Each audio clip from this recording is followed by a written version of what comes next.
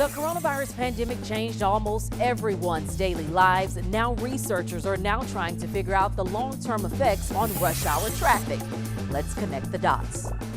Traffic, and more specifically rush hour, are returning as people head back to work in person.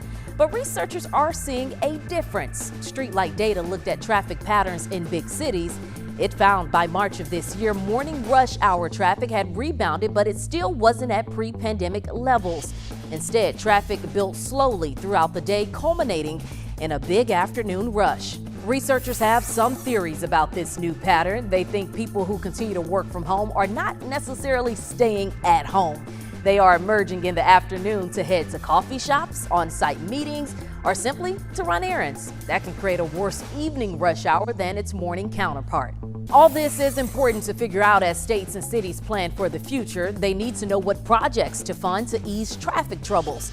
Some experts predict the post-pandemic work days will be a mix, with some office offering a hybrid of work from home and in person, which could make it even harder to predict what your commute will look like.